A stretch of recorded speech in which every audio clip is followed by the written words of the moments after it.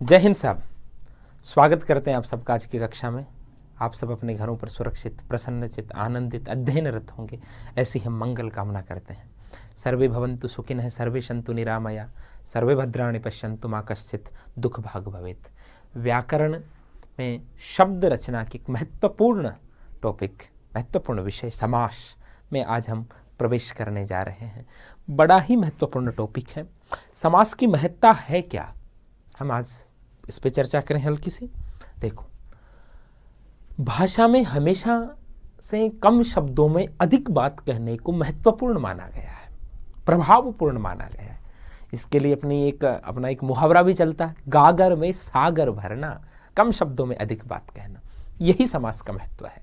कैसे समझिएगा, इसको बड़े एक सामान्य से उदाहरण से मैं समझाता हूँ। मान लीजिए आप किसी के यहाँ निमंत्रण पर गए हैं और बड़ा आजकल तो खड़े खाने की परंपराएं हैं, आप वहाँ भोजन ले रहे हैं वो प्लेट लेकर के, और आपने कहा भैया दही में डूबा हुआ बड़ा देना। तो जिनको सुना वो एक बार आपके चेहरे को जरूर देखेंगे, भाई ये हिंदी पुत्र कौन आया है, ठीक है। आप कहो भैया दही बड़ा देना, तो शायद कोई ध्यान भी नहीं दे, क्योंकि वह स्वाभाविक सी बात। दही में डूबा हुआ बड़ा, दही में डूबा हुआ बड़ा, ये 5-6 शब्द बोले और उसके बजाय दही बड़ा बोला, तो ज़्यादा प्रभावपूर्ण और संश्लिष्ट दही बड़ा ही लग रहा है, ठीक है। मान लीजिए आप किसी की बारात में गए हैं, ठीक है, बारात में गए हैं और वहाँ जा कर के वो आपको नाश्ता पकड़ा दिया गया। बारात शुद्ध शब्द होता है वर यात्रा के लिए, बारात नहीं बारात, ठीक है, वहाँ गए, ठीक है। और आमंत्रण निमंत्रण की मैं बात कर रहा था। निमंत्रण में भोजन का भाव भी होता है। यदि कोई भोजन के साथ भोजन भी आपको खिलाया जाएगा और आपको बुलाया जा रहा है तो वो निमंत्रण है, और केवल आपको ऐसे ही बुलाया जा रहा है किसी कार्यवश तो वो आमंत्रण है। निमंत्रण में जीमना भी शामिल है, ये ध्यान रखना। आमंत्रण निमंत्रण का अर्थ अंतर मैंने बताया। आप वहाँ गए, ठीक है, आपको नाश्ता पकड़ा दिया गया, आपने नाश्ता ग्रहण भी कर लिया, फिर वो भगोने में कुछ मिठाई वापस लेकर के घूम रहे हैं। अब आपने कहा ए भैया रस में डूबे हुए 2 गुल्ले लाना, बड़ा अटपटा लगेगा, सब देखेंगे ये कौन आ गया अपने साथ। और आपने कहा भैया 2 रसगुल्ले देना, तो कोई विशेष ध्यान नहीं दिया जाएगा, एक स्वाभाविक सी बात। मतलब रस में डूबा हुआ गुल्ला रसगुल्ला, दही में डूबा हुआ बड़ा दही बड़ा। एक सहज और सामान्य उदाहरण से मैंने समास की महत्ता को प्रकट किया है। भाई जिस बात को कहने के लिए आपको 8 शब्दों का प्रयोग करना पड़ा, 7 का प्रयोग करना पड़ा, एक में ही काम हो गया। और एक में जो काम हुआ वो प्रभावपूर्ण हुआ, अच्छा हुआ, सहज हुआ। यही समास की महत्ता है। क्या कि कम शब्दों में हम अपनी अधिक बात कह पाए, यही समास की महत्ता है। देखो इसको समझते हैं अपन, टॉपिक को व्याकरणिक ढंग से समझते हुए हम आगे बढ़ते हैं। देखिएगा, और कक्षाओं में बड़े शांत चित्त से आपको कक्षाओं का आनंद लेना है प्रभु। देखना, समास, समास, समधन,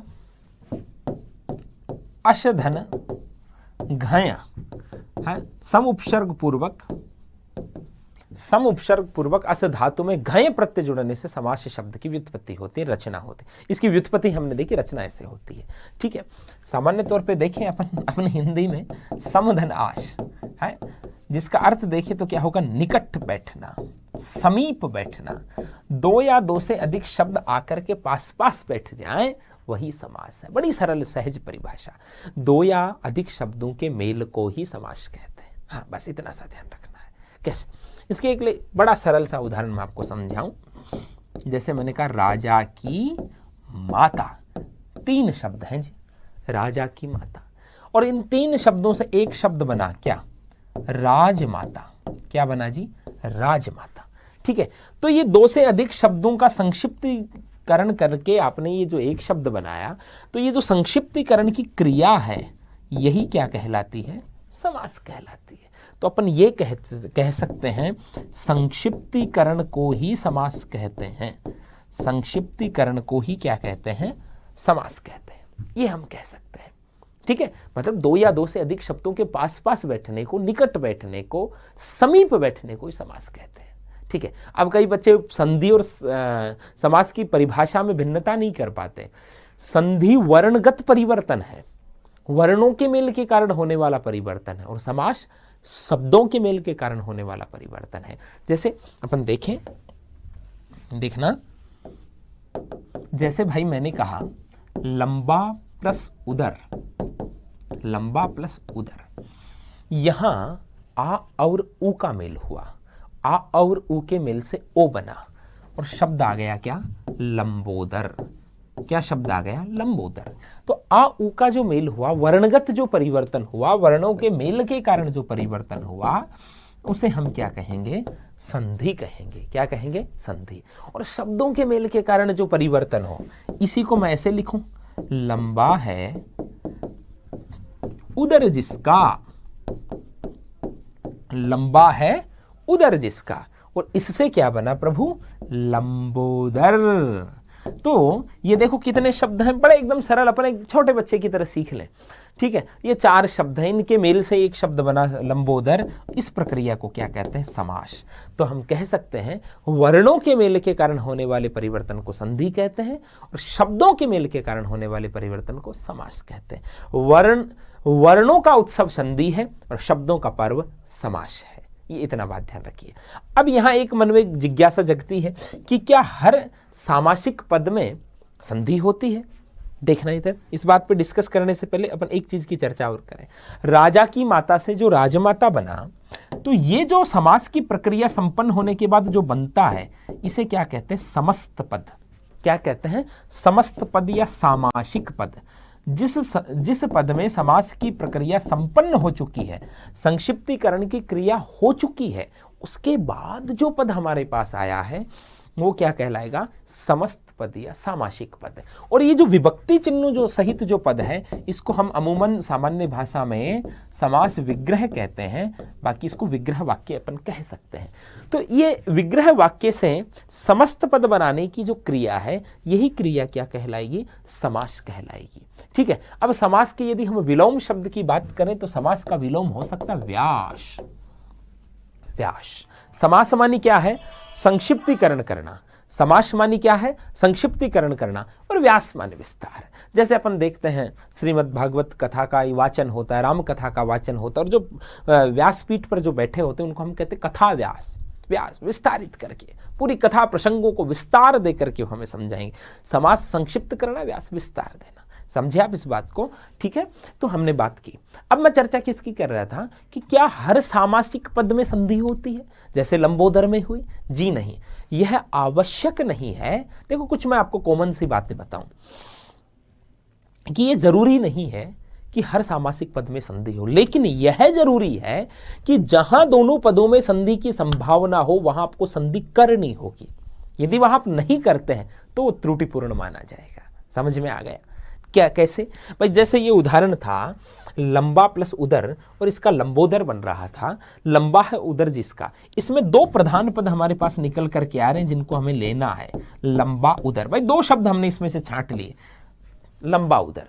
अब इन दोनों में गुण संधि संपन्न हो सकती है, गुण संधि संपन्न हो सकती है, तो हम आ उ का मेल करके गुण संधि करके लंबोदर लिखेंगे।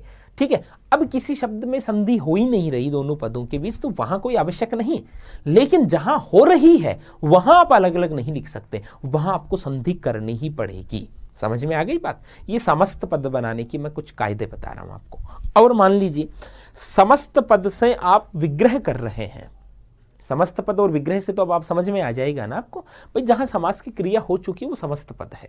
ठीक है, और विभक्ति चिन्हों से जो पद है वो विग्रह वाक्य है। अब आप समस्त पद से विग्रह कर रहे हैं। ठीक है, लंबोदर शब्द दे दिया, आप इसका विग्रह कर रहे हैं, तो आपको पर्यायवाची शब्दों का प्रयोग करने से बचना होगा। अब आप उदर की जगह यहाँ पेट लिख दो, लंबा है पेट जिसका, तो ये गलत समझा जाएगा। यथासंभव, जहां तक संभव हो, हमें पर्यायवाची शब्दों का प्रयोग नहीं करना है। विग्रह का तात्पर्य क्या है? उस समस्त पद में जो छिपे हुए पद हैं, जो छिपा हुआ अर्थ है, उसको हम सरलता से प्रकट कर दें। भाई समास किसे कहेंगे? शब्दों के मेल को समास कहेंगे। तो मेल होने से रूप तो संक्षिप्तीकृत हुआ, रूप तो संक्षिप्तीकृत हुआ, तो जो संक्षिप्तीकृत रूप में जिन पदों का हम लोप कर चुके हैं, जो समस्त पद में दर्शित नहीं हो रहे हैं, उनको लिखना ही विग्रह है। तो विग्रह का मूल भाव क्या है? विग्रह का उद्देश्य क्या है? उसके छिपे हुए अंतर्हित अर्थ को प्रकट करना, उसमें जो अर्थ छिपा हुआ उसको सरल सहज शब्दों में प्रकट कर देना। लेकिन हमें यह ध्यान रखना है कि समस्त पद में जो पद है उनका पर्यायवाची का प्रयोग हमें विग्रह वाक्य में नहीं करना चाहिए। भाई जैसे हम यहाँ उदर की जगह पेट लिखे तो वो गलत समझा जाएगा। आपको कहीं आवश्यकता लगे तो आप कोष्ठक में लिख सकते हैं, लेकिन आप डायरेक्टली उनको ना लिखें, यह उचित समझा जाएगा। ये समझे। दूसरी बात, आगे बढ़ते हैं और समास के भेद की चर्चा हम करने जा रहे हैं। यहां हम समास के भेद की चर्चा करें तो देखो, जब मैं बार बार पद बोल रहा हूं तो उस पद की प्रधानता के आधार पर हम समास के भेद करते हैं। तो पद की प्रधानता के आधार पर समास के 4 भेद समझे जाते हैं। कितने भेद समझे जाते हैं? 4 भेद। स्वाभाविक तौर पे 4 ही स्थितियां बनती है, या तो पहला पद प्रधान होगा, या दूसरा होगा, या दोनों होंगे, या दोनों ही नहीं होंगे। 4 ही स्थितियां बनेगी, या तो पहला पद प्रधान, या दूसरा पद प्रधान, या दोनों पद प्रधान, या दोनों ही प्रधान नहीं होंगे। इस स्थिति पे अपन देखें भाई, या तो हमारा पूर्व पद, पूर्व मानी प्रथम पद, आपको वहां बोलते रहना मेरे साथ साथ, ऐसे नहीं चुप रहना है कि पूर्व पद प्रथम पद प्रधान, या फिर क्या होगा दूसरा पद प्रधान, जिसको हम क्या कह सकते हैं उत्तर पद, या द्वितीय पद प्रधान होगा। ठीक है, या हम क्या कहेंगे दोनों के दोनों पद प्रधान होंगे, जिसे हम क्या कह सकते हैं उभय पद, या दोनों पद प्रधान होंगे। ठीक है, या फिर क्या होगा दोनों ही प्रधान नहीं होंगे, और दोनों पद प्रधान नहीं होंगे तो कौन प्रधान होगा? अन्य पद प्रधान होगा। कौन सा पद प्रधान होगा? अन्य पद प्रधान होगा। अब समझना साहब, जब पहला पद प्रधान होगा तो समास कौन सा होगा? अव्ययी भाव समास होगा। कौन सा समास होगा? अव्ययी भाव समास होगा। जब दूसरा पद प्रधान होगा तो समास कौन सा होगा? तत्पुरुष समास होगा। जब दोनों पद प्रधान होंगे तो समास कौन सा होगा? द्वंद्व होगा। और जब अन्य पद प्रधान होगा तो समास कौन सा समझा जाएगा? बहुव्रीहि समास माना जाएगा। बहुव्रीहि समास। जहां अन्य पद की प्रधानता होती, समास कौन सा होगा? बहुव्रीहि समास होगा। अब आपके मन में एक प्रश्न आ रहा होगा कि गुरुदेव, हमारे कर्मधारी और द्विगु कहाँ चले गए, वो कहाँ आएंगे? तो आप स्मरण रखिए, कर्मधारी और द्विगु दोनों में दूसरा ही पद प्रधान होता है। कर्मधारी और द्विगु दोनों में दूसरा पद प्रधान होता है। अतः ये दोनों ही किसके उपभेद समझे जाएंगे? तत्पुरुष समास के भेद समझे जाते हैं। कर्मधारी और द्विगु दोनों तत्पुरुष समास के भेद होते हैं। तो पद की प्रधानता के आधार पर समास के भेद कितने होते हैं? 4 भेद होते हैं। 4 भेद होते हैं पद प्रधानता के आधार पर। ठीक है, अब हम इनमें सबसे पहले प्रवेश करते हैं कौन से समास में? अव्ययी भाव समास में प्रवेश करते हैं। आइए, और अव्ययी भाव समास में प्रवेश करने से पहले आपको मैं रिवाइज करवा दूं एक बार, आप बोलेंगे मेरे साथ साथ, ताकि आपको ये तथ्य जो है ना हृदयंगम हो जाए, मस्तिष्क में स्थित हो जाए, ना कि आपको नोट्स पे डिपेंडेंट होना पड़े। अरे आप चाहते हैं तो मेन चीज़ें, एक शॉर्ट नोट्स बनाने की परंपरा होती है और बड़ी महत्वपूर्ण परंपरा होती है। कुशाग्र बुद्धि बालक ये करते हैं ये काम, तो उससे छोटे छोटे ऐसे हैंड रिटन नोट्स भी बने। बाकी PDF के अंदर आपने कॉपी किया, प्रिंट करवाया, या मैं तो चाहूँगा कि आपने हाथ से लिखे। साथ साथ आपके पास वीडियो पॉज करने के विकल्प है, 5 बार देखने, 10 बार देखो, आपके पास कई विकल्प हैं। ठीक है, अव्ययी भाव समास, इससे पहले मैं एक बार पूरा रिवाइज करवा दो। आप बोलोगे, जहां बैठे वहां बोलेंगे। समास, समधन आश, निकट बैठना, 2 या 2 से अधिक शब्दों के निकट बैठने को क्या कहते हैं? समास कहते हैं। 2 या 2 से अधिक शब्दों के मेल के कारण जो मेल होता है उस प्रक्रिया को क्या कहते हैं? समास। रटना नहीं है, संक्षिप्तीकरण की क्रिया को ही क्या कहते हैं? समास। विग्रह वाक्य से सामासिक पद बनाने की क्रिया को ही क्या कहते हैं? समास। समास का विलोम क्या होगा? व्यास। वर्णों का उत्सव कौन है? संधि। और शब्दों का पर्व कौन है? समास। शब्दों के मेल के कारण परिवर्तन हो तो समास गठित होता है, और वर्णों के मेल के कारण परिवर्तन निष्पन्न हो तो संधि गठित होती है। आगे हम बढ़े। ठीक है, हमने देखा कि पद प्रधानता के आधार पर समास के 4 भेद होते हैं। पहला पद प्रधान हो तो अव्ययी समास, दूसरा पद प्रधान हो तो बोलो तत्पुरुष, दोनों पद प्रधान हो तो द्वंद्व, अन्य पद प्रधान हो तो बहुव्रीहि। यहाँ मैंने आपको एक चीज और बताई कि तत्पुरुष में ही शामिल हो जाते हैं कर्मधारी और द्विगु भी। विग्रह करते समय हमें पर्यायवाची शब्दों के प्रयोग से बचना होगा। विग्रह से सामासिक पद बनाते समय यदि दोनों पदों के बीच संधि घटित हो रही तो हमें करनी ही होगी। कई बार आपने देखा होगा परीक्षाओं में ऐसे प्रश्न होते हैं, निम्न में से किस पद में संधि व समास दोनों हुए हैं? तो हमें यहाँ चिंतन करके ऐसी स्थिति में उत्तर देना होता है। आगे बढ़ो। अव्ययी भाव समास। तो सबसे पहले अव्ययी भाव समास में प्रवेश करने से पहले हमें अव्यय शब्द की परिभाषा को ध्यान में रखना होगा। अव्यय किसे कहते हैं? अव्यय जिन शब्दों के रूप में कोई परिवर्तन नहीं आता उन्हें हम अव्यय कहते हैं। ठीक है, अव्यय के 5 भेद होते हैं, क्रिया विशेषण, समुच्चय बोधक, संबंध बोधक, विस्मयादि बोधक और निपात। और यदि आपको अविकारी शब्द के भेद पूछे तो हमें 4 ही कहने हैं, क्रिया विशेषण, समुच्चय बोधक, संबंध बोधक, विस्मयादि बोधक। ठीक है, और अव्यय के पूछे तो 5। ठीक है, सभी अविकारी शब्द अव्यय में समाहित होते हैं। तो इस परिभाषा के साथ मैंने ये समास कंप्लीट करवा दिया। कैसे? जिन शब्दों के रूप में लिंग, वचन, कारक, काल, पुरुष, वाच्य बदलने पर भी जिन शब्दों के स्वरूप में कोई बदलाव नहीं होता वो अव्यय कहलाते हैं। तो इसके सभी उदाहरणों को इस परिभाषा की कसौटी पे परखो ना, काम हो जाएगा। और इन 5 की मैं जो चर्चा कर रहा था उनमें से आप ये ध्यान रखिएगा कि जो क्रिया विशेषण है, क्रिया विशेषण के तौर पे मैं अलग ढंग से आज आपको अविभाव समास के बारे में बताना चाह रहा हूं। क्रिया विशेषण के तौर पे जिन शब्दों का प्रयोग हो सकता है वो अविभाव समास के उदाहरण हो सकते हैं। यदि वो संज्ञा की तरह आ रहे हैं तो वो नहीं हो सकता। क्रिया विशेषण के तौर पे, मैं सीधा कह रहा हूं, क्रिया विशेषण के तौर पे जो शब्द आ रहे हैं, क्रिया विशेषण के तौर पे जिन शब्दों का हम प्रयोग कर सकते हैं वो प्राय शब्द जोड़ रहा हूं, अविभाव समास के उदाहरण होते हैं। जैसे वह धीरे धीरे गया, तो धीरे धीरे क्रिया विशेषण है, तो ये क्या हो गया? अव्यय हो गया। क्या हो गया? अविभाव समास का उदाहरण हो। तो आपके पास जो उदाहरण आए उन उदाहरणों को हम क्रिया विशेषण की तरह प्रयोग करके देखें, और यदि उनका हो रहा है तो तकरीबन 95% वो कौन से समास होते आते हैं? अविभाव समास के उदाहरण होते हैं। मैंने 5% क्यों कहा? 5% इसलिए रोक लिया मैंने कि कई बार क्या होता है कि कई शब्द ऐसे होते हैं जो क्रिया विशेषण की तरह भी आते हैं और उनका प्रयोग हम संज्ञा की तरह भी कर लेते हैं। ठीक है, लेकिन मैं इसको और भी सरल तरीके से आपको समझाऊं। देखना, हालांकि ये जो मैंने डेफिनेशन दी, एक नई डेफिनेशन, एक नई तरीके से उसको समझने का ये भाव है कि क्रिया विशेषण अव्यय होते हैं। भाई समुच्चय बोधक, संबंध बोधक, विस्मयादि बोधक में तो कोई शब्दों का मेल ही गठित नहीं होता।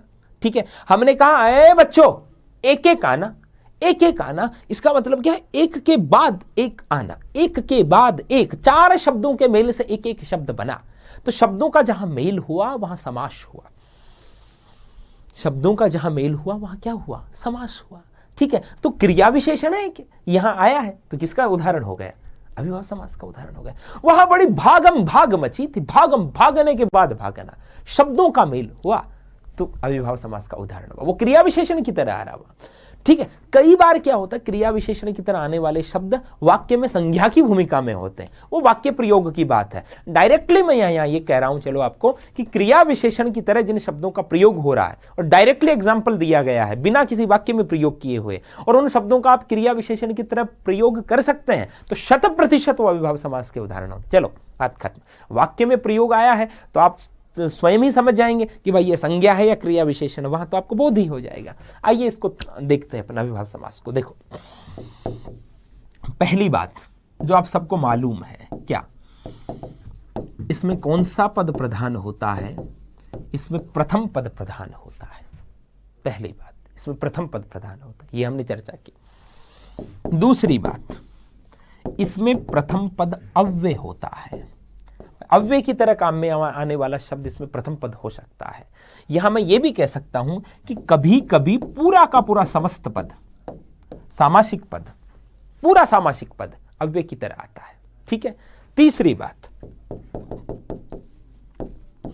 उपसर्ग युक्त पद भी, तीसरी बात, उपसर्ग युक्त पद भी अविभाव समास के अंतर्गत माने जाते हैं। और चौथी बात, पुनरावृत्ति युक्त पद भी अविभाव समास के अंतर्गत माने जाते हैं। ये ध्यान रखना। अब सुनो ना, एक बात मैं आपको और कहना चाहूंगा। जब हम समास पढ़ा रहे हैं और प्रथम समास हम देख रहे हैं तो हमें केवल उस उदाहरण को प्रथम के दृष्टिगत ही रखना है। हो सकता है कि वो समास, वो शब्द आगे चल करके बहुव्रीहि में चला जाए, आगे चल करके वो तत्पुरुष में चला जाए, वो बाद का विषय, जब तत्पुरुष और बहुव्रीहि पढ़ेंगे तब उसकी व्याख्या करेंगे। ऐसी स्थिति में विद्यार्थी के मन में एक प्रश्न जन्म लेता है, गुरुदेव जब वो आगे चला जाए और विकल्प में दोनों हो तो क्या करें?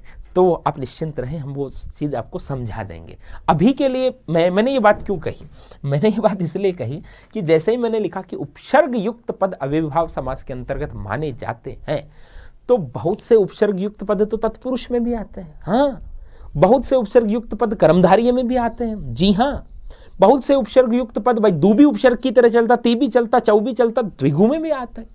बहुत से उपसर्ग युक्त पद आपके बहुव्रीहि में भी चले जाते हैं, लेकिन वो हम जैसे जैसे आगे बढ़ते जाएंगे उनकी छटनी करते जाएंगे। इसलिए प्रथम कक्षा है तो इसमें प्रथम में ही ध्यान रहे, यहां जो बताया जाए उसको यहीं देखें, ठीक है, ये ध्यान रखना आप, ठीक है।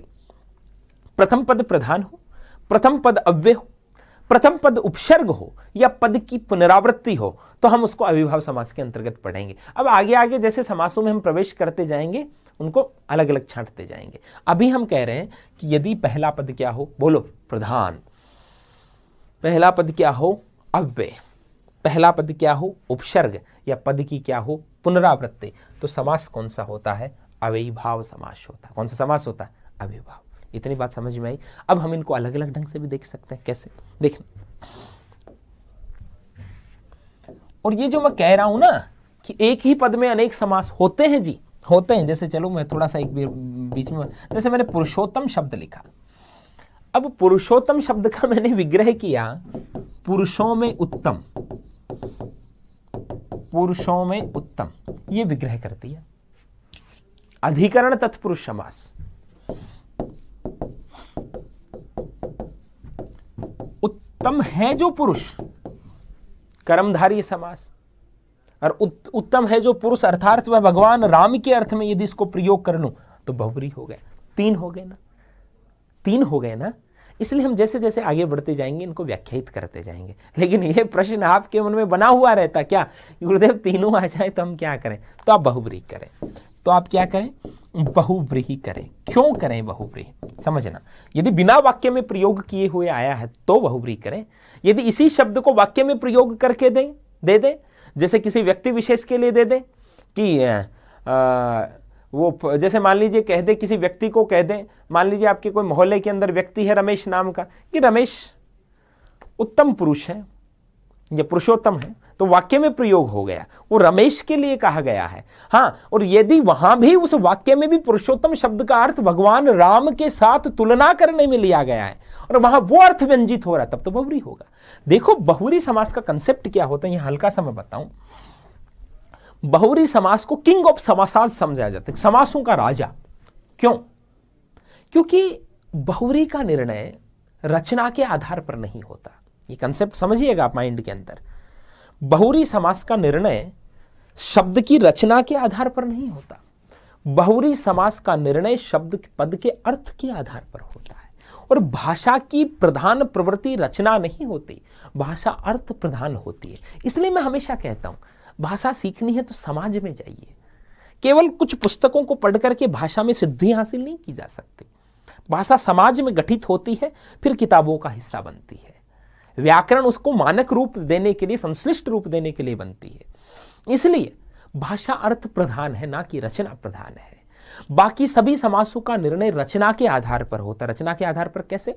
जैसे अव्ययीभाव समास पढ़ाते समय मैंने आपको कुछ बातें कही कि पहला पद प्रधान होगा, पहला पद अव्यय होगा, पहला पद उपसर्ग होगा, शब्द की पुनरावृत्ति होगी तो अव्ययीभाव समास होगा। मतलब हम अव्ययीभाव समास का निर्णय पद की रचना के आधार पर कर रहे हैं, लेकिन बहुव्रीहि समास का निर्णय हम कैसे करते हैं? अर्थ के आधार पर करते हैं। जैसे मैंने अभी कहा कि भले वाक्य में प्रयोग आए और यदि वहां पुरुषोत्तम शब्द का अर्थ राम व्यंजित हो रहा है, भगवान राम के लिए उस शब्द का अर्थ व्यंजित हो रहा है, तो हम वह बहुव्रीहि करेंगे।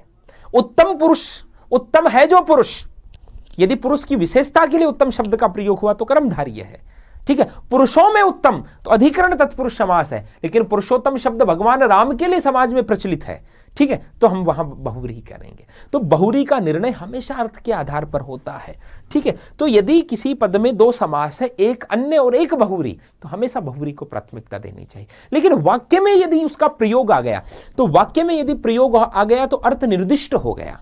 कैसे भाई? जैसे नीलकंठ शब्द है, समझना। शुरुआत में आपकी से एक दुविधा को मैं खत्म करने जा रहा हूं। कंसेप्ट ही सीखने है ना, तो हमें कंसेप्ट ही सिखाने। नीलकंठ, नीलकंठ शब्द सामान्य तौर पे भगवान शंकर के लिए प्रयुक्त होता है।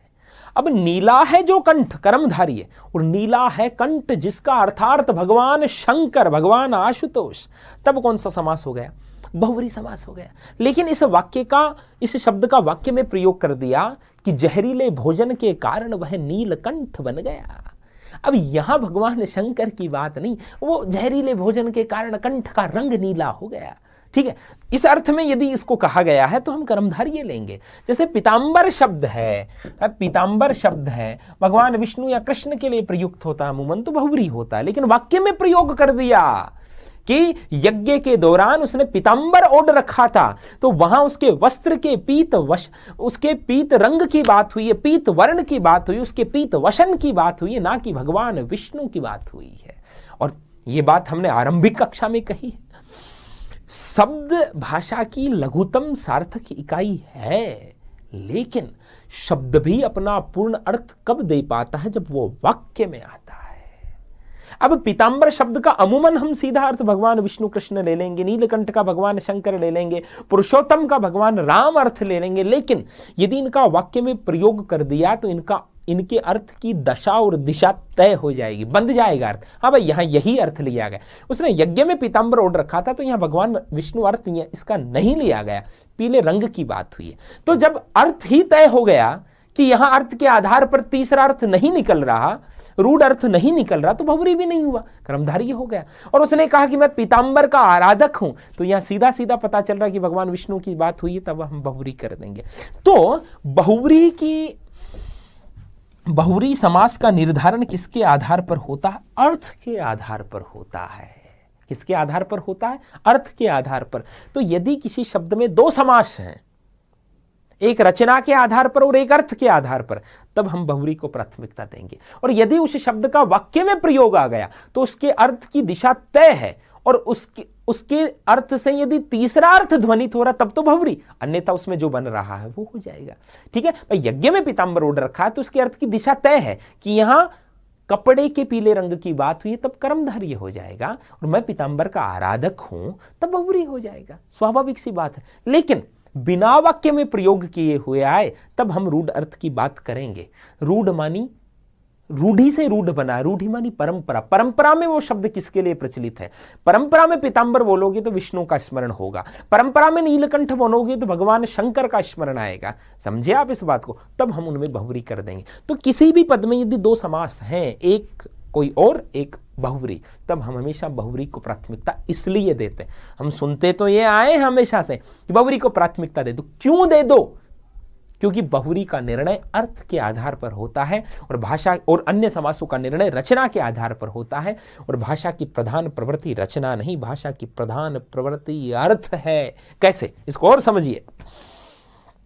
मान लीजिए मैं कक्षा में पढ़ा रहा हूं, सामने कोई विद्यार्थी बैठे हैं, कई विद्यार्थी बैठे हैं, मैंने प्रश्न किया, पर्यायवाची पूछे, दो को पूछे, एक ने सही उत्तर दिया और एक ने दिया ही नहीं। अब जिसने सही उत्तर दिया उसको मैंने कहा साधु साधु, है क्या बात है, वाह वाह, तो वो बड़ा प्रसन्न हो जाएगा। और जिसने कोई उत्तर नहीं दिया, मैंने उसको भी कहा क्या बात है, वाह वाह प्रभु, वाह वाह, वो उससे परेशान होगा, उसको ऐसे फील होगा कि हाँ मैंने उत्तर नहीं दिया।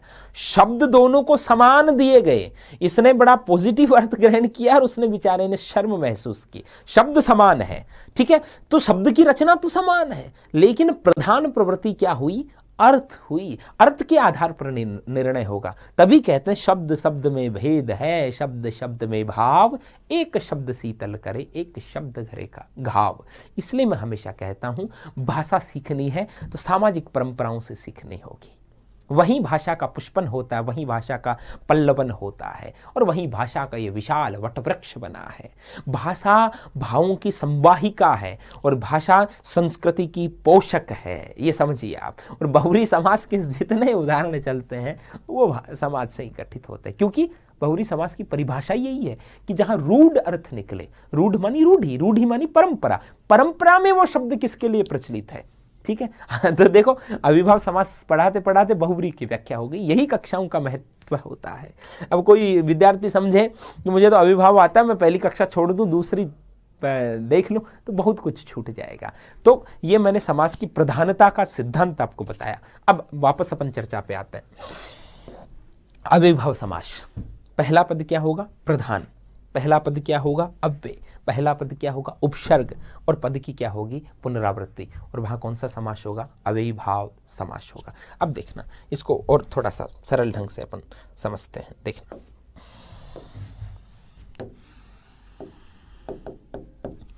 देखो, मान लीजिए कोई पद दिया हुआ है और उसके आरंभ में आ उपसर्ग जुड़ा है। कौन सा उपसर्ग जुड़ा है? आ। तो विग्रह करते समय हम उसके अंत में तक जोड़ देंगे। क्या जोड़ देंगे? तक जोड़ देंगे। जैसे मैंने शब्द लिखा आकंठ, आजन्म, आजीवन, आमरण, आपादमस्तक, आजानुबाहु, आजानुबाहु। ठीक है, तो हम इनका विग्रह देख लेते हैं। आजानुबाहु, देखना, तो मैंने क्या कहा, यदि पद के आरंभ में आ है तो विग्रह करते समय अंत में हम क्या जोड़ देंगे? तक जोड़ देंगे। तो ये शब्द आकंठ, तो आकंठ का विग्रह क्या होगा? कंठ तक। आप जहां सुन रहे हैं कक्षा को, आपको बोलना है, कक्षा के साथ एक इंटीमेसी होनी चाहिए। आ जन्म, तो विग्रह क्या हो जाएगा? जन्म तक। तक की जगह कई बार हम पर्यंत शब्द का भी प्रयोग करते हैं। तो अगला विग्रह बोलो, आजीवन, जीवन तक, आमरण, मरण तक, आपाद मस्तक, मस्तक से पाद तक। अभी थोड़ी देर पहले मैंने आपको एक बात बताई कि विग्रह करते समय पर्यायवाची शब्द के प्रयोग से हमें बचना होगा। तो यदि हम इस शब्द का विग्रह करें आपाद मस्तक, तो विग्रह क्या करेंगे? मस्तक से पाद। कोष्टक में हम लिख सकते हैं पैरों तक। ठीक है, अर्थ को स्पष्ट करने के लिए। बाकी हमें यथासंभव पर्यायवाची के प्रयोग से बचना होगा। जैसे अगला शब्द आजानुबाहु, तो विग्रह क्या करेंगे? बाहु से जानू तक। जानू कहते घुटनों को, कोष्टक में लिख दीजिए आप, बाहु से घुटनों तक। ठीक है, अब ये अविभाव समास के उदाहरण। ठीक है, तो ये उपयोगिता है कक्षा की कि उदाहरण सामने आए, हमने उसका विग्रह बोला आपने। ठीक है, और वो शब्द आपके मस्तिष्क में सदैव के लिए स्थित हो गया। ये कक्षा की उपयोगिता। आ आरंभ में हो तो अंत में तक।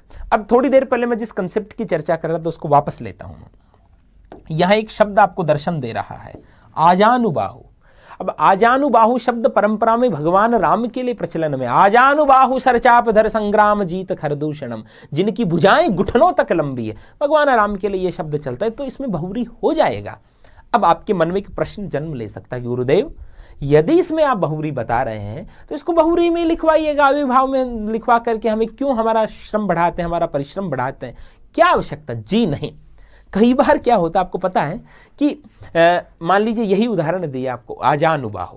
ठीक है, इसलिए मैं कह रहा था कि कक्षा को क्रमबद्ध तरीके से देखते जाएं, अंत में निर्णय लेने की हम स्थिति में आते हैं। प्रारंभ में हमने कोई बना दी, जिन्हें इसको अविभाव में लिखा दिया, बहुरी का गलत हो गया, ऐसा नहीं। हमें पूरे कंसेप्ट्स को देखना होगा। आजानुबाहु शब्द दे दिया परीक्षा में, उसका पूछा गया कि इसमें कौन सा समास है।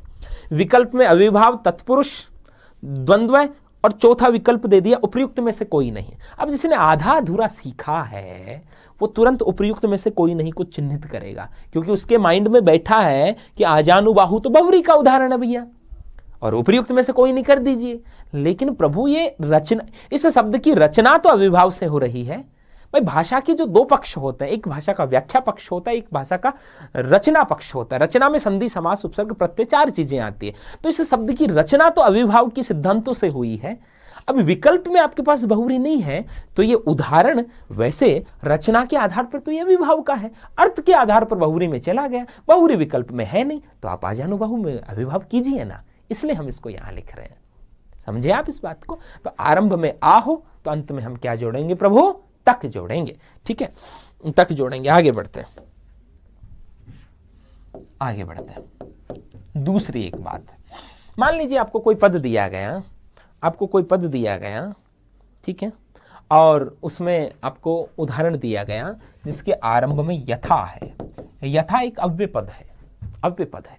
अब हमें इसका विग्रह करना है, तो इसका विग्रह करते समय हम पद के अंत में के अनुसार जोड़ते हैं।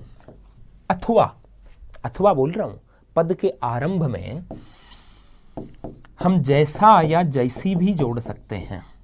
पद के आरंभ में जैसा या जैसी भी जोड़ सकते हैं। अब देखना, जैसे मान लीजिए मैंने उदाहरण दिया यथाक्रम, विग्रह बोलो। निश्चित तौर पे आप बोलेंगे क्रम के अनुसार, क्रम के अनुसार। तो इसका विग्रह ये भी तो हो सकता है जैसा क्रम है, इसका विग्रह ये भी तो हो सकता है जैसा क्रम है। अब आपके मन में प्रश्न आए दोनों में से कौन सा मन, दोनों सही है, दोनों बराबर सही है।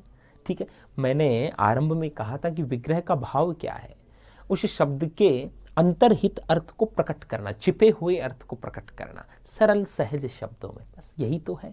तो यथाक्रम का क्रम के अनुसार या जैसा क्रम है, दोनों एक ही बात है, कैसे भी करें आप। ठीक है, हाँ, तो अपन बहुत से उदाहरण और भी ले लेते हैं इसके। जैसे आप विग्रह बोलते जाना मेरे साथ साथ, कक्षा में तैयार करवा दूं। यथारूप, रूप के अनुसार या जैसा रूप है। यथागति, गति के अनुसार या जैसी गति है। यथारूप, रूप के अनुसार या जैसा रूप है। यथा योग्य, योग्यता के अनुसार या जैसा योग्य है। यथोचित, जैसा उचित है। यथा विधि, जैसी विधि है या विधि के अनुसार, कैसे, एक बोल लो। यथाशक्ति, शक्ति के अनुसार या जैसी शक्ति है। ठीक है, यथार्थ, जैसा अर्थ है वैसा। ठीक है, यथा राजा, जैसा राजा। यथा प्रजा, जैसी प्रजा। ठीक है, आरंभ में यथा हो तो अंत में के अनुसार। और मुझे जहां तक भरोसा है, कक्षा को यदि आप तल्लीन भाव से देख रहे हैं और जुड़े हुए हैं, तो आपकी नोट्स की डिपेंडेंसी ही खत्म हो जाएगी, कक्षा में तैयार हो जाएगा। आपको पढ़ने की आवश्यकता, पढ़ना है मैं ऐसा नहीं कह रहा, लेकिन आपका काम हो जाएगा। क्योंकि आपका मनोविज्ञान ये कहता है कि एकाधिक इंद्रियां यदि अधिगम में सक्रिय है तो अधिगम प्रभावशाली होता है। यहाँ सुनना भी होता है, देखना भी होता है। ठीक है, और एकदम मुस्कुराते हुए पढ़ना ऊर्जा के साथ। ठीक है, जैसे जैसे कक्षाएं मिलती जाए। एक स्थिति हम और बताएं, मान लीजिए किसी पद के आरंभ में बे, निर, निश, नी, ना आदि उपसर्ग जुड़े हुए हों, तो प्राय हम उसका विग्रह करते समय क्या करेंगे, उस पद के अंत में रहित जोड़ देंगे, अंत में रहित जोड़ देंगे, या उसके आरंभ में बिना जोड़ देंगे। या तो पद के अंत में रहित जोड़ देंगे या आरंभ में बिना जोड़ देंगे। जैसे एक एक दो दो उदाहरण देखते हैं। जैसे मैंने लिखा बेचैन, अब इसका चैन से रहित तो थोड़ा जमेगा नहीं। ठीक है, तो बिना चैन के। बेशर्म, बोलो मेरे साथ साथ बोलो, इतने उदाहरण अपन रिवाइज कर लें ताकि मस्तिष्क में बैठ जाए। बेशर्म, बिना शर्म के। बेदाग, बिना दाग के। बेलज्ज, बिना लज्जा के। बेहया, बिना हया के। बेवफा, बिना वफा के। ठीक है, ऐसे बेदम, बिना दम के कई शब्द हो सकते हैं। ठीक है, निर की बात करूं मैं, जैसे मैंने कहा निर्द्वंद्व, द्वंद्व से रहित। निर्धन, धन से रहित। निष्की, निश्चिंत, चिंता से रहित। निष्पाप, पाप से रहित। निश्छल, छल से रहित। ठीक है, बहुत से उदाहरण हो सकते। निधड़क, धड़क से रहित, बिना धड़क के। ठीक है, नालायक, जो लायक नहीं। अब इसको लायक से रहित थोड़ा ठीक नहीं लगेगा, तो इसका विग्रह थोड़ा सा ऐसे कर देते नालायक, जो लायक नहीं। ना जायज, जो जायज नहीं। और ना पसंद, जो पसंद नहीं। इस प्रकार के उदाहरण इसमें आ जाते हैं। ठीक है, तो यदि पद के आरंभ में, बोलो, यदि पद के आरंभ में बे, निर, निश, नी, ना हो तो विग्रह करते समय पद के अंत में रहित अथवा आरंभ में बिना जोड़ देंगे।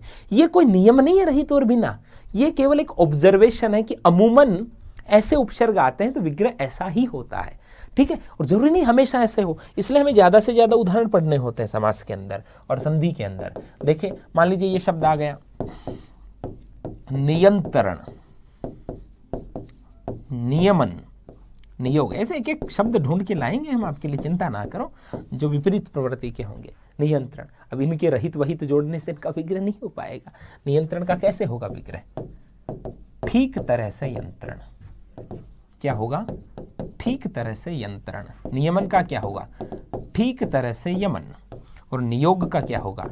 ठीक तरह से योग।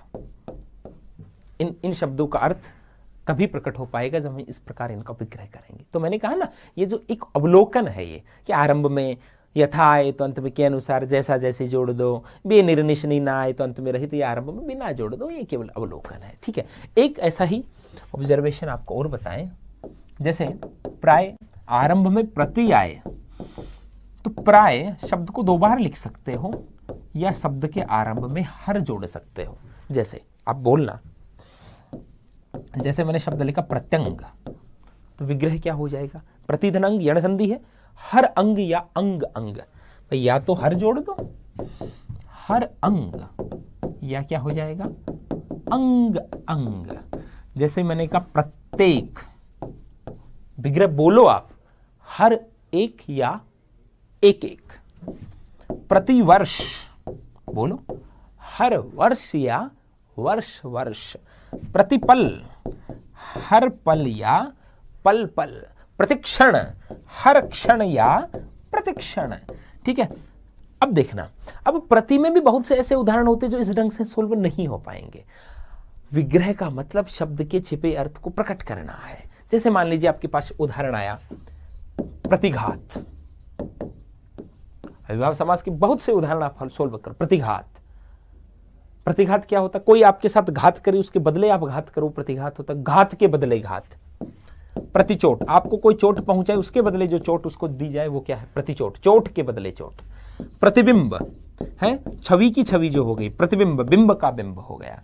ठीक है, प्रतिक्रिया है, किसी ने क्रिया की, उसके बदले जो क्रिया की गई वो प्रतिक्रिया, क्रिया से प्रेरित क्रिया या क्रिया के बदले की गई क्रिया। प्रतिनियुक्ति, नियुक्ति के बदले की गई नियुक्ति, आंग्ल भाषा में इसको शायद डेपुटेशन बोलते हैं। अब देखना और बहुत शब्द, प्रत्यारोप, आरोप के बदले आरोप। प्रत्याघात, आघात के बदले आघात। आप बोला करो, प्रत्याघात, आघात, आघात के बदले आघात। प्रत्याशा, बोलो क्या? आशा के बदले आशा। प्रत्युत्तर, क्या होगा? उत्तर के बदले उत्तर। तो ऐसे उदाहरण भी हो सकते हैं। ठीक है, तो ये समझिए आप। ठीक है, तो हमने 4 प्रकार का इसका अवलोकन किया। आरंभ में आहु तो अंत में तक प्राय या पर्यंत, आरंभ में बेनिर्निश ना हो, निस नी ना हो तो अंत में रहित या आरंभ में बिना, आरंभ में यथा हो तो अंत में के अनुसार या आरंभ में जैसा या जैसी, प्रति हो तो हमने अभी देखा ही है। ठीक है, अब जरूरी नहीं कि ऐसे ही उदाहरण आए। मैंने आरंभ में क्या कहा था कि कोई भी उपसर्ग जुड़ करके आ जाए तो प्राय अविभाव समास होता है। तो जैसे अपन बात करें सह की, जैसे मैंने कहा सह परिवार, परिवार सहित। ठीक है, सह शर्त, शर्त सहित। सह कुशल, कुशलता सहित। ठीक है, कुशलता सहित। ठीक है, और सावधान, अवधान सहित। ठीक है, ऐसे उदाहरण अविभाव में आ जाएंगे। ठीक है, यदि कोई अन्य अर्थ प्रकट कर रहा है तो फिर बहुरी में लेकर के जा सकते हैं। जैसे मान लीजिए मैंने एक शब्द लिखा सहृदय, रचना के आधार पर ये अविभाव में होंगे, लेकिन यदि ये अन्य अर्थ प्रकट कर रहे हैं तो फिर बहुरी में चले जाएंगे, क्योंकि ये शब्द हमेशा ही अन्य अर्थ प्रकट करते हैं। इनमें से भी कोई शब्द किसी वाक्य में अन्य अर्थ के प्रकटीकरण के लिए आया हो तब वो बहुरी हो जाएगा, लेकिन ये शब्द हमेशा ही अन्य अर्थ प्रकट करते। कैसे समझना? सहृदय शब्द मैंने बोला, सहृदय, सहृदय शब्द का शाब्दिक अर्थ क्या हुआ? हृदय के साथ। हृदय तो हम सबके पास है, आप जो सुन रहे हो मेरे पास, लेकिन क्या सब सहृदय है? नहीं। इसका मतलब हम सहृदय का कोई अन्य अर्थ ग्रहण कर रहे हैं क्या? संवेदनशील या दयालु अर्थ हम ग्रहण कर रहे हैं। सचेत, चेतना सहित, और सजग, जागरण सहित। मैं भी इस समय जागा हुआ हूं, चैतन्य शक्ति भी है, आप भी सुन रहे हो, जागे हुए, और चैतन्य शक्ति भी। चेतना विलुप्त होते तो व्यक्ति मृत हो जाता है। लेकिन क्या सब सजग है? नहीं। हो सकता है कईयों का ध्यान इधर उधर भटक रहा हो। सजग और सचेत का हम तीसरा अर्थ ग्रहण करते सावधान, सावधान। जैसे कक्षा में 200 बच्चे बैठे, हमने कहा भैया पर्यायवाची याद कर लिए, गुरुजी नहीं हुए, कल करेंगे। वो जागे हुए तो है लेकिन वो सजग नहीं है, जो काम दिया उन्होंने किया नहीं। मतलब सजग का तीसरा अर्थ ग्रहण कर रहे हैं हम क्या? सावधान। सचेत का भी सावधान। तो ये तीनों शब्द अन्य अर्थ का प्रकटीकरण हमेशा ही करते हैं, इसलिए हमेशा ही किस में जाएंगे? बहुरी में जाएंगे। अब एक एक उदाहरण को व्याख्यायित करेंगे, आप चिंता ना करें। ठीक है, जैसे यदि मैं अनु की बात करूं, अनु उपसर्ग की, जैसे अनुबंध, तो अर्थ मालूम होना चाहिए आपको, बंध की तरह का बंध। अनुसार, जैसा सार है। अनुमान, जैसा मान है या मान के अनुसार। अनुचिंतन, चिंतन के बाद किया जाने वाला चिंतन। अनुकरण, आपने कोई काम किया, उसकी देखा देखी किसी ने किया तो अनुकरण कहलाएगा। करण के बाद करण, करने के बाद करण। अनुसरण, शरण मानी जाना, जाने के बाद जाना। भाई कोई किसी का पीछा करे वो अनुसरण है। ठीक है, मैंने अभी एक शब्द बोला, एकदम से निकला मुख से, देखा देखी, इसमें भी अविभाव समास होगा। शब्द की पुनरावृत्ति हुई है। हाँ, ये याद रख लो, अभी इस बात को माथे में डाल लो। पुनरावृत्ति यदि समान पद की हो रही तो अविभाव। देखा देखी, चटा चट, सटा सट, फटा फट, ये जितने शब्द हो से, धड़ाधड़, परीक्षा में आया हुआ है धड़ाधड़। ठीक है, ये जितने शब्द होते हैं जिनमें धीरे धीरे, मंद मंद, एक एक, दो दो, तीन तीन, चार चार, हाँ माइंड में बैठा रखा लोगों ने क्या? संख्यावाची आती द्विगु कर दो, जी नहीं। यदि दोनों पद संख्यावाची हैं और समान है, असमान होते ही तो द्वंद्व हो जाएगा। हाँ, दोनों पद संख्यावाची हैं और दोनों समान पद हैं तो हमेशा अविभाव होगा, ये ध्यान रखना, हमेशा अविभाव होगा। 1 1 2 2 3 3 4 4 5 5 6 6 7 7 8 8 9 9 10 10। समझ में आ गई बात आपको? ठीक है जी। इधर देखो, हाँ इसकी बात कर रहे थे। अनु के भी बहुत से उदाहरण हो सकते हैं, लेकिन अनु के एक उदाहरण में मैं एक विशेष उदाहरण की चर्चा करने जा रहा हूं। अनुमति। अनुमति, अनुमति शब्द का शाब्दिक अर्थ होता बुद्धिमति के अनुसार, बुद्धि के अनुसार। लेकिन अनुमति शब्द का प्रयोग हम करते हैं आज्ञा के अर्थ में। अरे भैया ऑफिस से अनुमति ले लेना, तो अनुमति शब्द का अर्थ तो है बुद्धि के अनुसार। तो जब स्वयं की बुद्धि से काम करना तो ऑफिस में काय हो जाना। लेकिन अनुमति शब्द का रूढ़ अर्थ क्या लेते हैं अपन? आज्ञा। तो तीसरा अर्थ आ रहा है, तो अनुमति किस में चला जाता है? बहुव्रीहि में चला जाता है। और भी बहुत से उदाहरण इसमें हो सकते हैं, जैसे मैंने कहा ला इलाज, कई मैंने कहा ना उपसर्ग कह दिया तब सभी आ गए। इलाज के बिना, लापता है जिसका इलाज न हो, जिसका पता न हो, लाजवाब जिसका जवाब न हो, दरअसल, असल में, दर हकीकत, हकीकत में दर उपसर्ग का प्रयोग में के भाव में होता है। ठीक है, जैसे हमने कहा अभूतपूर्व है जो पहले न हुआ हो, भरपेट, पेट भरकर है, भर सक, सक भर, सक मानी सामर्थ्य है। ऐसे बहुत से उदाहरण। विशुद्ध, विशेष रूप से शुद्ध। ठीक है, तो जहां पहला पद उपसर्ग हो वहां कौन सा समास होता है? अविभाव होता है। अब मैंने आपको एक बात और कही थी कि जहां समस्त पद अव्यय हो वहां भी अविभाव समास होता है। तो एक चीज का ध्यान रखना, यदि किसी शब्द के साथ पार, अर्थ, उत्तर, ठीक है, उपरांत आदि पद जुड़े हैं तो वहां अविभाव समास होता। कैसे? जैसे मैंने कहा गंगा पार, गंगा के पार, यमुना पार, यमुना के पार, सेवार्थ, सेवा के लिए, ज्ञानार्थ, ज्ञान के लिए, परमार्थ, दूसरों के लिए, उत्तर, उत्तर, विवाहेतर, विवाह से, विवाहोत्तर, मरणोपरांत, मरण के उपरांत, विवाहोपरांत, विवाह के उपरांत। ठीक है, एक पूर्वक शब्द भी जोड़ देता हूं मैं, श्रद्धा पूर्वक, कुशलता पूर्वक, विश्वास पूर्वक, निष्ठा पूर्वक। इन सब में कौन सा समास हो जाता है? अविभाव समास हो जाता है। कौन सा समास हो जाता है? अविभाव समास। ये आप सीधा सीधा आप ध्यान रख सकते हैं। श्रद्धा पूर्वक, वह श्रद्धा पूर्वक सुन रहा है, तो ये क्रिया विशेषण की तरह आ रहा है ना। इनमें कौन सा समास हो जाता है? अविभाव। और जहां पद की पुनरावृत्ति होती है वहां भी अविभाव समास होता है। जैसे मैंने 1 1 2 2 ये तो बताए थे। जैसे धीरे धीरे, धीरे के बाद धीरे, मंद मंद, मंद के बाद मंद, एक एक, एक के बाद एक, एकाएक, एक के तुरंत बाद एक। एकाएक का अर्थ ये होता है एक के तुरंत बाद एक। ठीक है, साप साप, साप के बाद साप है, रातों रात, रात ही रात में। आप विग्रह बोलो, बीचों बीच, बीच ही बीच में, भागम भाग, भागने के बाद भागना, लूटम लूट, लूटने के बाद लूटना, मारा मारी, मारने के बाद मारना। ठीक है, जहां जहां शब्द की पुनरावृत्ति, सटा सट, धड़ा धड़ है, धड़ के बाद धड़ है, धड़ है, फटाफट, फट के बाद फट, सटा सट, सट के बाद सट, चटा चट, चट के बाद चट। ये प्रश्न आए हुए हैं। जहां जहां पद की पुनरावृत्ति होती कौन सा समास होता? अव्ययीभाव समास होता है। ठीक है, तो कई बार क्या होता है, कक्षा में कोई उदाहरण बोला गया और उसी समय वो मस्तिष्क में क्या हो गया, स्थित हो गया कि हाँ भाई गुरुजी ने बताया था, ये शब्द ऐसे बोला था। ठीक है, तो आज हमने समास पे काफ़ी चर्चा की है। समास की परिभाषा को देखा, भेदों को देखा और अविभाव समास को देखा। पहला पद उपसर्ग, पहला पद अव्यय, समस्त पद अव्यय, पहला पद प्रधान या शब्द की पुनरावृत्ति हो वहाँ कौन सा समास होता है? अविभाव समास होता है। समधनास, निकट बैठना, 2 या 2 से अधिक शब्दों के पास पास बैठने को क्या कहते हैं? समास। विभक्ति चिन्हों सहित जो पद होता है वो क्या होता है? समास। विग्रह बोला करो, इसलिए हम रिपीट करवाते हैं। और संक्षिप्त करने की क्रिया, समास और संक्षिप्त होने के बाद जो बनता है वो समस्त पद या सामासिक पद। ठीक है, वर्णों का त्योहार, संधि और शब्दों का उत्सव समास। इसी के साथ आज की कक्षा को विराम देते हैं, विश्राम देते हैं। आप सब हंसते रहें, मुस्कुराते रहें, खिलखिलाते रहें, आनंदित रहें, प्रसन्नचित्त रहें। ओके, जय हिंद।